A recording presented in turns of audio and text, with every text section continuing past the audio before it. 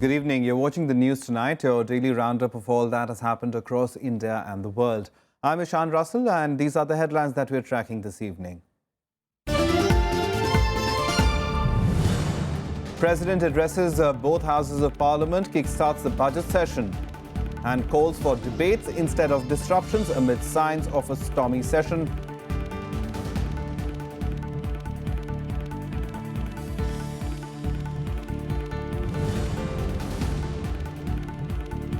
Amid signs of a stormy session, Prime Minister Narendra Modi hopes for a constructive debate in Parliament, says government has risen above formalities to reach out to opposition.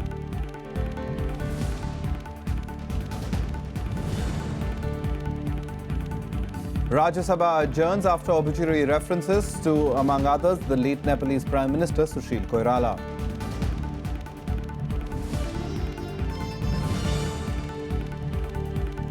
And after 10 days of violence, Haryana stares at a huge human and economic cost left behind by violence during the Jat reservation agitation.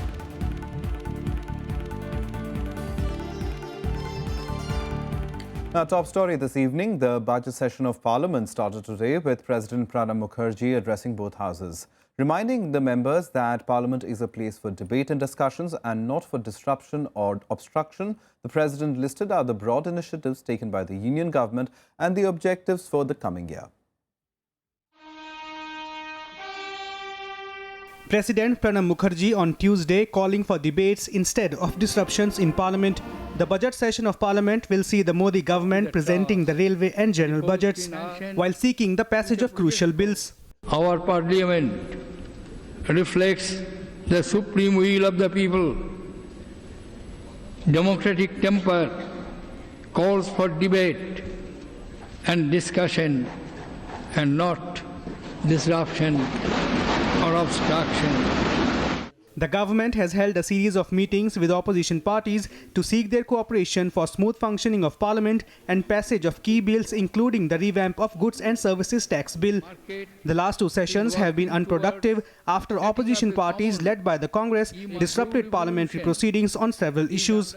My government will constantly strive for smooth and constructive conduct of the parliamentary business. I urge all members of Parliament to discharge their solemn responsibilities in a spirit of cooperation and mutual accommodation. Outlining the foreign policy of the government, Mukherjee said India was committed to forge a mutually respectful relationship with Pakistan. My government is committed for forging a mutually respectful relationship with Pakistan and in creating an environment of cooperation in combating cross-border terrorism.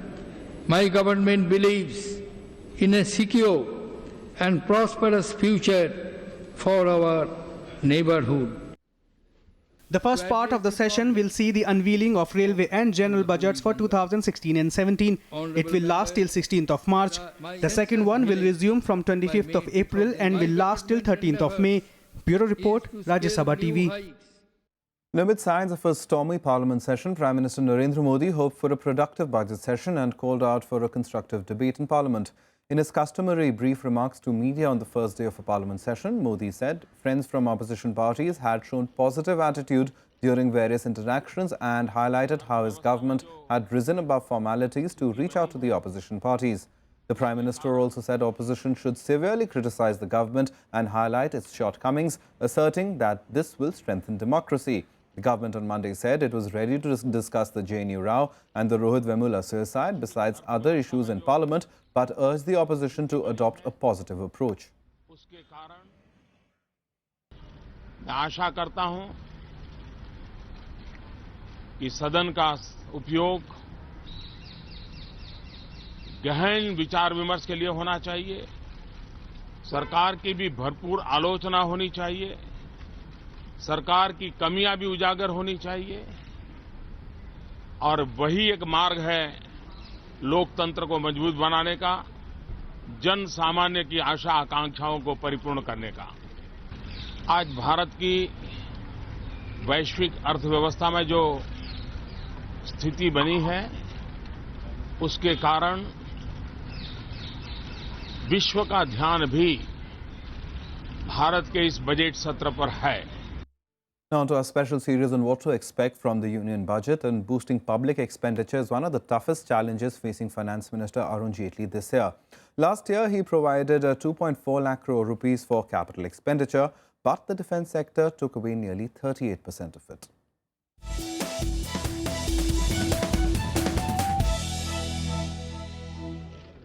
At a time when the government needs to urgently kickstart the investment cycle, the finance minister finds himself in a bind. In the last budget, Arun Jaitley increased capital expenditure by 27% over revised estimates for 2014 and 15. It was almost 1.7% of GDP. Economists now suggest increasing the public sector capital expenditure to 3%, something that was last seen in 2004 and 5. If you have that kind of an investment in the economy, then you will see that a lot of the infrastructure related deficit that we are still grappling with will start getting addressed. But that in itself is a huge challenge at a time when Jaitley has to provide over 1 lakh crore rupees to implement the 7th Pay Commission's award and the One Rank One pension scheme for armed forces. Besides that, government's non-tax receipts are also expected to fall short of budget estimates. Realization from this investment is expected to be around 25,000 crore against a target of 69,000 crore rupees. Due to weak economic growth, direct tax collection is expected to be lower than budget targets. Although the government is hopeful of achieving revenue collections due to rise in indirect tax collections, above all, Jaitley has to deal restricting fiscal deficit to 3.9% of the GDP.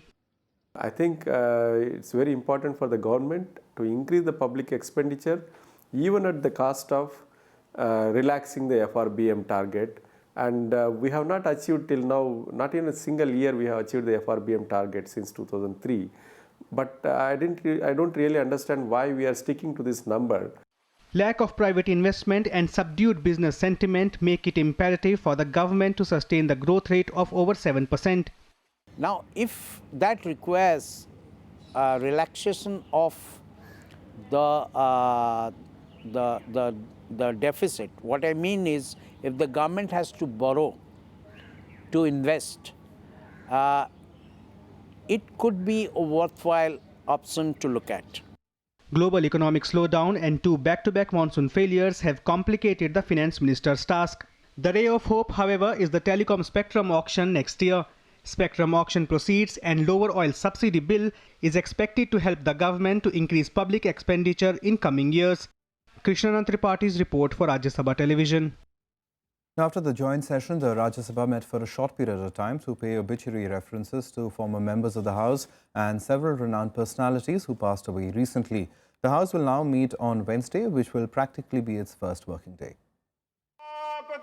After the joint sitting of Parliament, the upper house met for a brief while on Tuesday for obituary references. Chairman Mohammad Hamid Ansari led the House in paying tributes to former Nepal Prime Minister Sushil Koirala, who passed away on the 8th of February due to pneumonia. This House joins the bereaved family, the government and the people of Nepal in mourning the passing away of Shri Sushil Koirala and conveys its heartfelt condolences to them in this hour of grief. He also mentioned with profound sorrow the passing away of A.B. Bardhan, former CPI General Secretary, Jammu and Kashmir Chief Minister Mufti Muhammad Saeed, Bandhu Mehto, a former Rajya Sabha member, and Mrinalini Sarabhai, a renowned classical dancer. To rise in their places and observe silence as a mark of respect to the memory of the departed. The House also condemned the Pathankot terror attack in January, in which 7 security personnel were killed and several others injured, and the recent encounter in Pampore, in which 2 army captains and 3 CRPF jawans lost their lives. This House joins me in unequivocally condemning the attacks perpetrated by the terrorist outfits. The loss of precious lives and injury to the people in all these tragic incidents is indeed painful and unfortunate. The House joins me in expressing our heartfelt condolences and sympathy to the bereaved families and pray for the speedy recovery of the injured. The House also condoled the unfortunate demise of 10 soldiers who died in an avalanche at the Siachen Glacier and extended condolences to their families.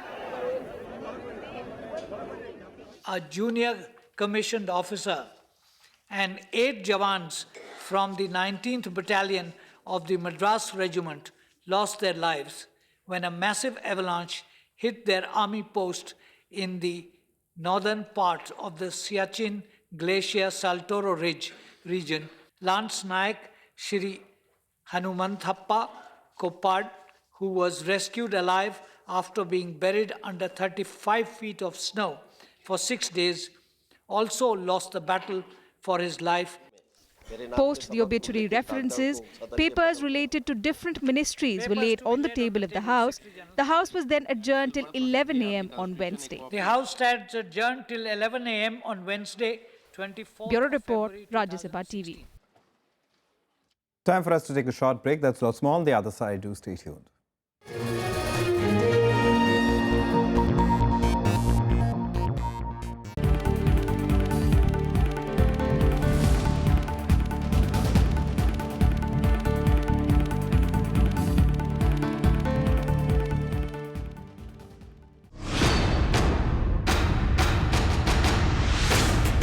NDA government's third budget. Will it be a path-breaking one? Will it fuel the government's development thrust? Watch the brightest minds dissect budget proposals. 7 a.m. to 11 p.m. on February 29th on Rajya Sabha television. That clock ticked through the night. So much happened as you slept. So much you missed. Wake up to a complete roundup of news from India and abroad. Politics, strategy, business, sports. Keen analysis to kickstart your day. Watch Breakfast News weekdays at 8 a.m. on Rajya Sabha television.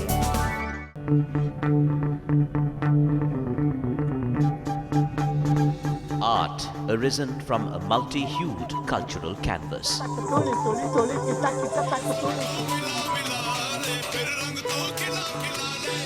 Tradition and cultural fervour dating back centuries.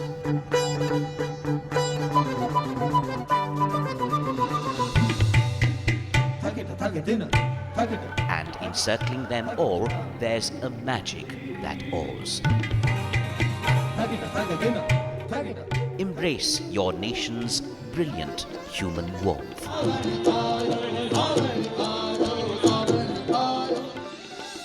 Watch Colours of India, Sundays at 9:30 p.m.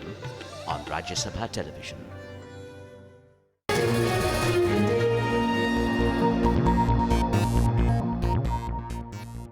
Welcome back. You're watching the news tonight.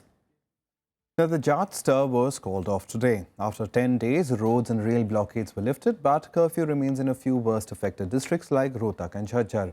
Chief Minister Manohar Lal Khattar promised strict action against the rioters.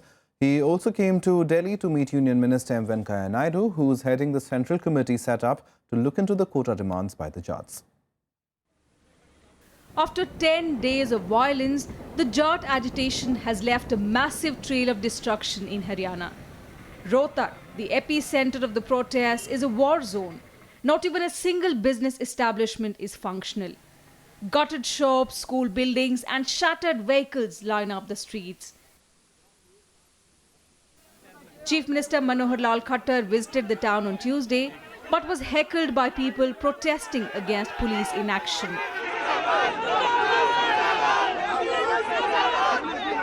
The Chief Minister assured adequate compensation to those whose properties were damaged.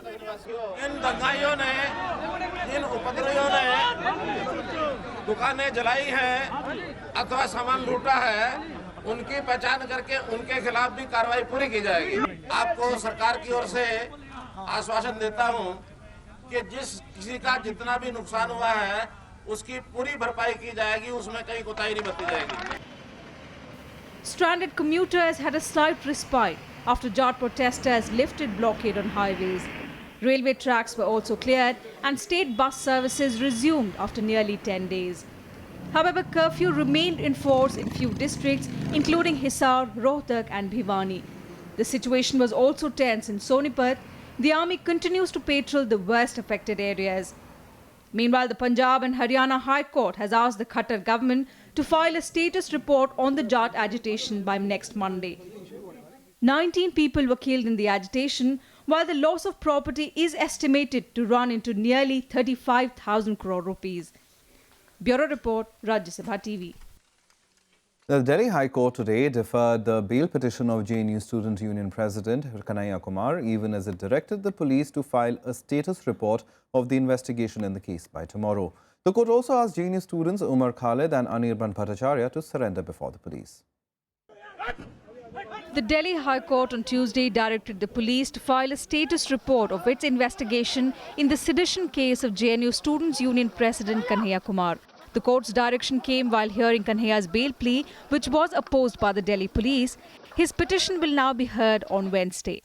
On behalf of the state prosecution, we accepted notice and sought time to file a status report. There are enough evidence, we have enough documents, we have enough material against this accused, and rather the whole lot.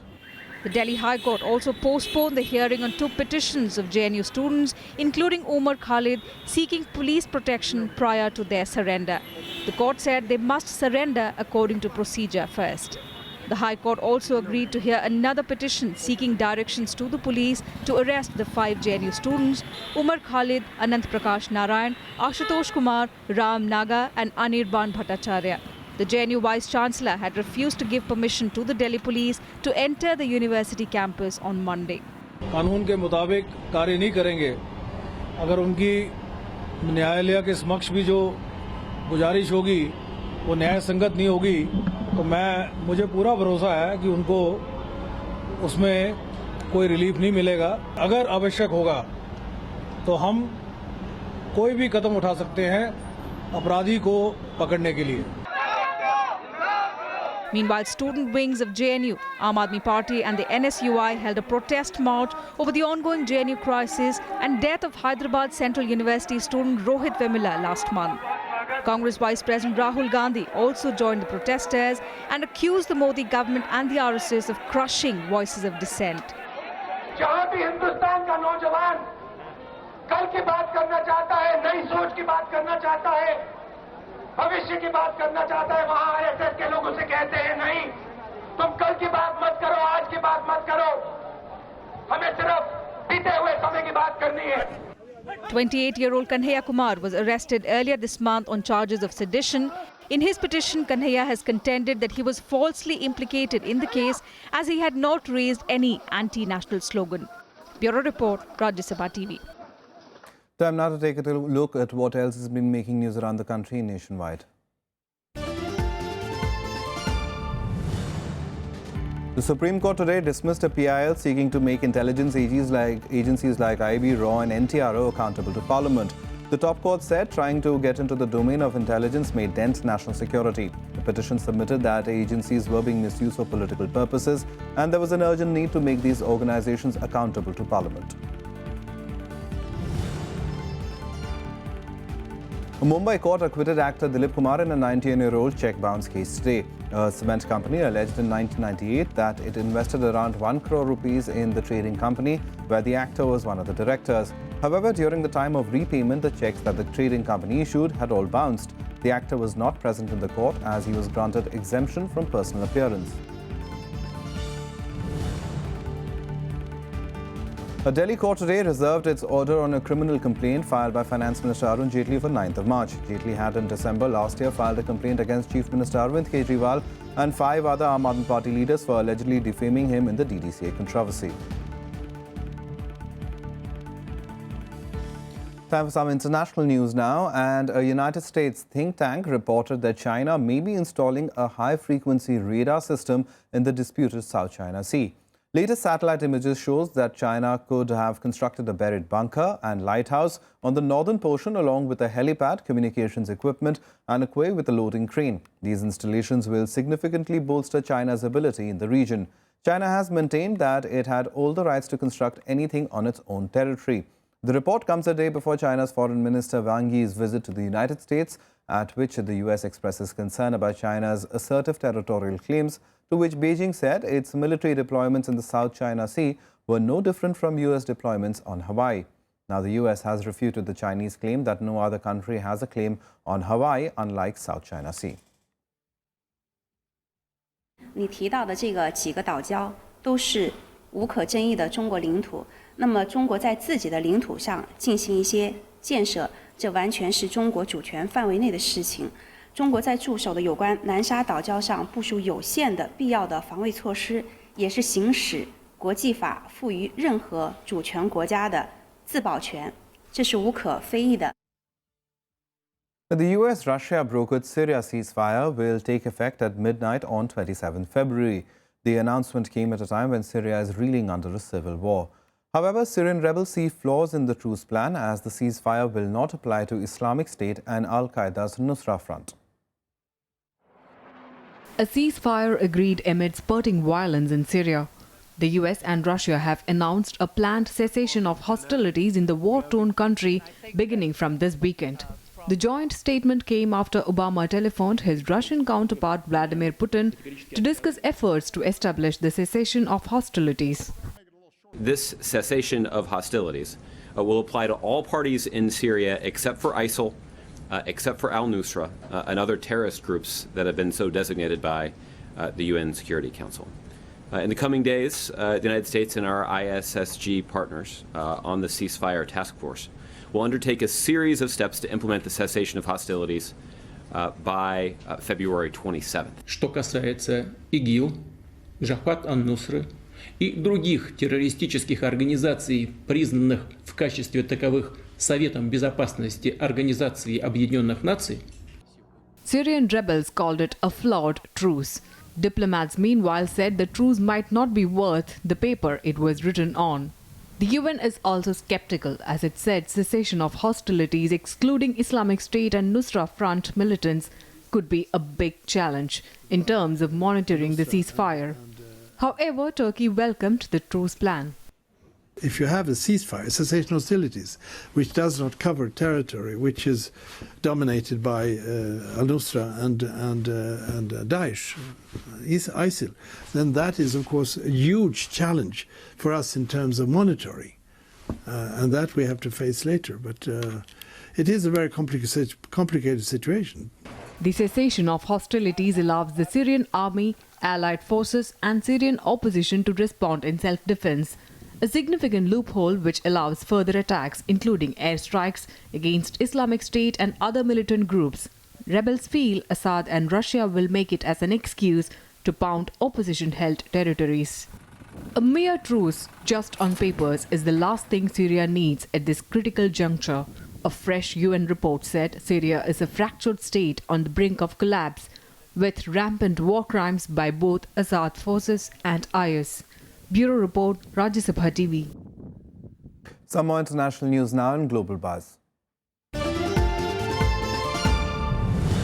Gun and grenade attacks greeted UN Secretary-General Ban Ki-moon on his arrival to Burundi's capital Bujumbura. 3 people were killed. The UN is mediating a political crisis caused by the president's controversial third-term victory. His opponents have called it unconstitutional. More than 400 people have been killed since July amid charges of extrajudicial measures. At least 29 people were killed in the cyclone that hit Fiji over the weekend. About 8,500 people are still sheltering in evacuation centers. Aid workers have also warned of potential outbreaks of the Zika and dengue viruses, both carried by mosquitoes which may breed in stagnant water left by the storm.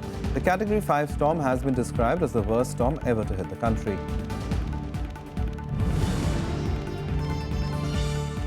US and South Korean senior officials met in Seoul today amid high tensions after North Korea's rocket launch earlier this month. Two sides focused on how to cooperate in efforts to enhance effectiveness of sanctions in response to Pyongyang's recent nuclear test and long-range rocket launch. The US and South Korea are expected to begin large-scale annual military drills in early March.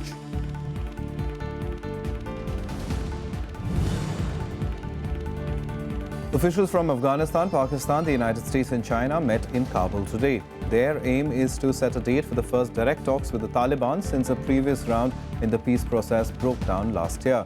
The four countries have called on the Taliban to enter peace talks with Kabul and work towards cutting violence that has killed thousands of Afghan civilians since the insurgency started almost 15 years ago.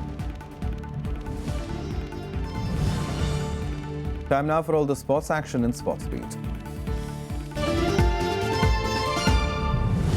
World number one Novak Djokovic eased into the second round of the ATP Dubai Championships with a 6-1, 6-2 victory over Tommy Roberto. Djokovic, who returned after winning the Australian Open for a sixth time, will now face Tunisian Malik Jaziri in the second round.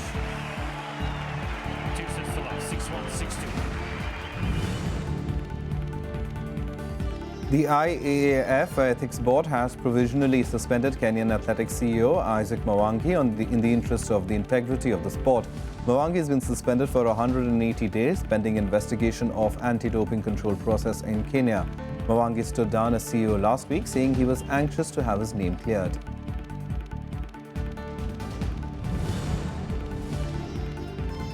Manchester United cruised into the FA Cup quarter-finals with a 3-0 win against Shrewsbury. Chris Smalling, Juan Mata and Jesse Lingard scored the goals as United secured a last 8 date with West Ham United at Old Trafford. The victory also temporarily eased the mounting pressure on United's manager Louis van Gaal.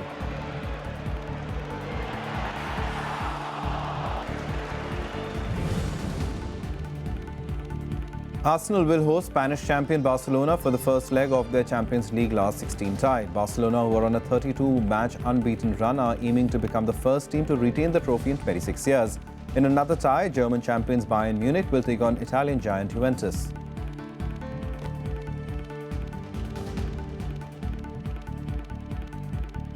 Well, that's the news tonight. Good night.